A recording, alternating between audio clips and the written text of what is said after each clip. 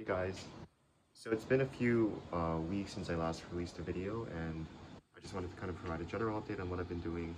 Um, at this time, I've basically been able to consistently produce using the 10-pound bag method.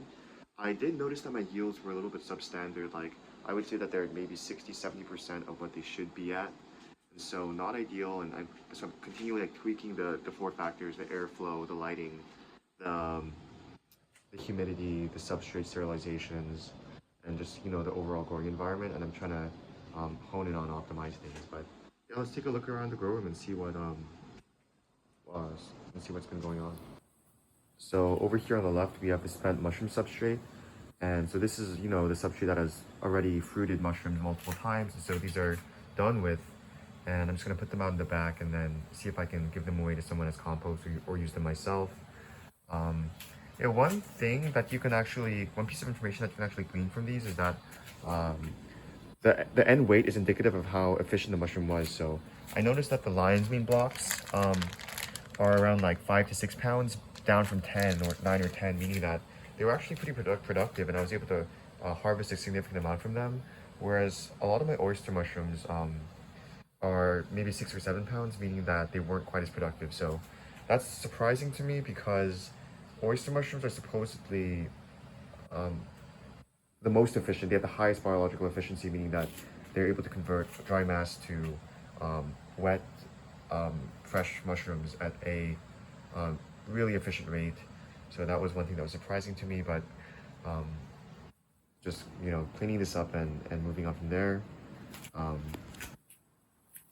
And then over here on the right, we have a grow room that I just emptied. And so, yeah, one of the tips that I basically found out was you want to really clean your grow rooms consistently. So I'm just gonna, spray this down with bleach or alcohol, and then let it sit for a few days, and then really wipe down the walls and the floor so that no contaminants are growing. And yeah, just let it rest before I put new blocks in. Um, And then in the back, you have the lab area. So, just working as intended before. We got the air filter here. Um, I'm in the process of inoculating these bags. I'm probably gonna do this right now, actually.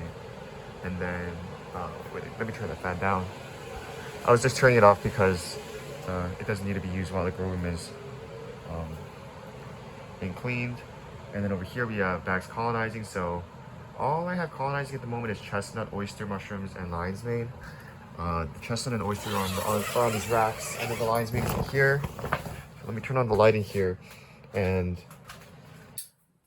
yeah, I really don't have too much growing. Ideally, this room should be at full capacity, and I should be letting as many things colonize as possible. But I came to the realization today that I actually don't want to grow oyster mushrooms, and yeah, let's talk a little bit about why. So oyster mushrooms are really amazing mushrooms to grow. They're super beginner friendly, meaning that you can mess a ton of things up and they'll still grow, albeit maybe not optimally. So they are sensitive mushrooms, but very very easy to work with for beginners. So they're a really great strain to try to do when you're first starting out commercially. And they've been really helpful to me in understanding like the different growth factors. But oyster mushrooms are notorious for being really heavy sporulators, meaning that in every like cubic foot um, of or cubic meters or whatever space within your grow room, they contain like an incredible high number of spores. And so I don't know the exact numbers, but oyster mushrooms are one of the few species that actually cause something known as spore lung in workers who work in commercial oyster mushroom farms.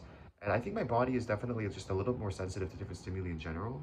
So I have been feeling just a little bit of like not a throbbing feeling, but some sort of like feeling in my lung. And I know that's connected to the oyster mushroom spores because whenever I took less precautions around the spores, I wasn't wearing my mask in the grow room, I wasn't doing things, it would get worse. But then since I've been working consistently with oyster mushrooms, that feeling in my lung really hasn't gone away entirely. And so I think it's fine. I don't think it's at the point where I need to go to the hospital or anything like that. I think it's far from that. But I do worry that if I were to consistently work with oyster mushrooms in my basement over the course of the next like 3, 4, 5 months, it might develop into something slightly more serious. And so I want to take the precaution now of really just switching to other gourmet mushroom varieties like lion's mane and and maybe king oysters, which spore like significantly less, like 10 to 100 times less according to the AI, and just take that precaution earlier on. And then I think also with other mushrooms, the harvest timing is a little bit more clear. They sporulate more towards the end, whereas oyster mushrooms start sporulating as soon as they develop their gills almost, is what I read. So even though it's probably bad from a financial perspective, like the oyster mushrooms really pop, they really are easy. They sell themselves at farmers markets, especially when you go to vibrant yellows or pinks or blues. But I don't think that I want to compromise my own health in this way. And so until I get to the point where I am able to grow in a larger facility and that is not my home, I'm just working there during the day. I, control all of the um, all of the spore and the HVAC systems perfectly. I don't want to touch oyster mushrooms again. So I don't want to waste what I have now. I'm fruiting my final batch, and we can take a look in a second.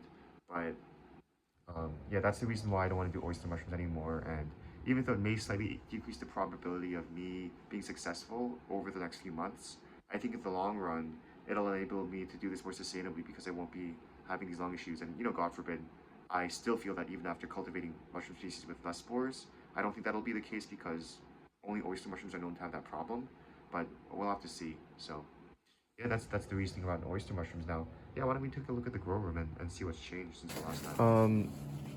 So when we look inside the grow room, I have all these blocks on the side.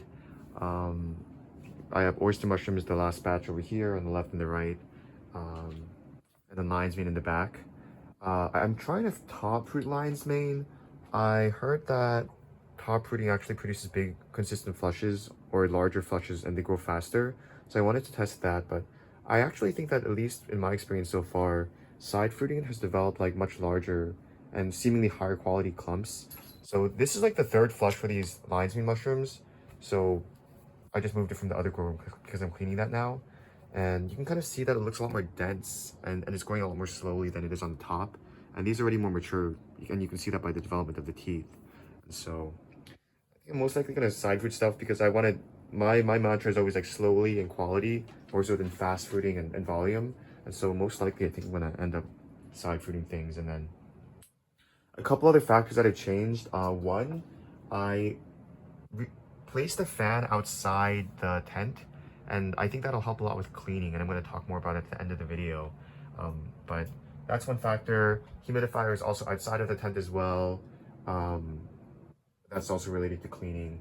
And then as for lighting, I'm still in the process of controlling the lighting. I think that I won't be as concerned about this because the oyster mushrooms are notorious for being super sensitive to light, so I was really playing around with that, and I kind of got it to work before I finally realized that I wasn't gonna do it anyway. But the lighting, the lux just needs to be around like 500 to 1,000 for the lines and mushrooms, which I'm mostly gonna grow now. So um, I think the lighting is adequate. I'm gonna use the lux meter later today and really just hone it for the purpose of growing lion's mane well, because I don't care about whether the oyster mushrooms are optimal or not anymore. And yeah, that's pretty much it. I mean, the grow is mostly the same, just placing humidifier and fan outside and then tweaking the lighting a little bit more. So that's about it. Yeah, so the last thing that I want to talk about is kind of cleaning. I think over the past month, one of the things that I realized is super important in mushroom farming is cleaning in every sense of the word. So cleaning in terms of keeping contaminants out and being able to do sterile agricultures and liquid cultures and grain spawn correctly. Cleaning in terms of just like, wiping the floors and using alcohol wipes to maintain clean conditions in the growing room. And you really want to be careful when it comes to the things that can spread more contaminants. So the two of those things are the fan and the humidifier. And so the humidifier, if the water or the source of the water gets contaminated, then it's spreading all that water across the room. And so one bad or just one humidifier being not clean can contaminate the whole room and wipe out your batch. And so that's very, very bad and unfavorable. And so um, what I did in the past like weeks is I took the fan out of the grow room and I placed it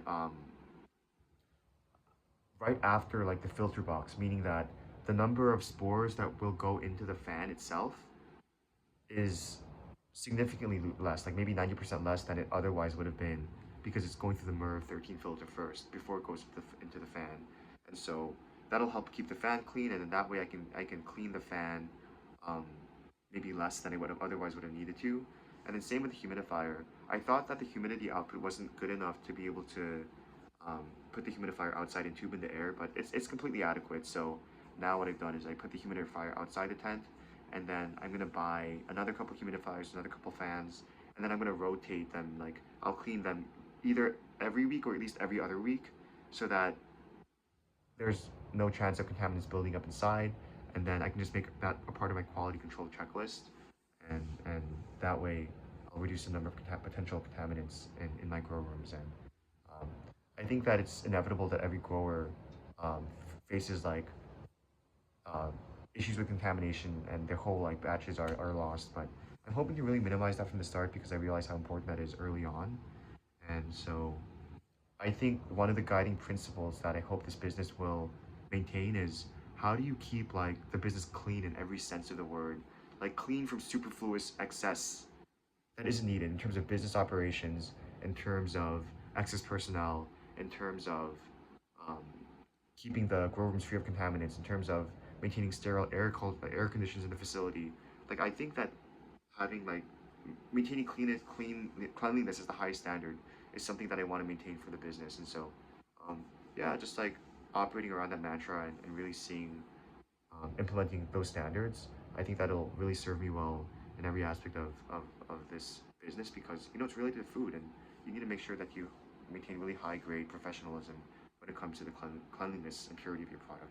So yeah, that's pretty much the general update I have as of now. I'm definitely really busy. I'm, trying to get into liquid cultures and agro mediums. I did my first like agro batch and it was all contaminated, so I have a lot to learn, but it's fun.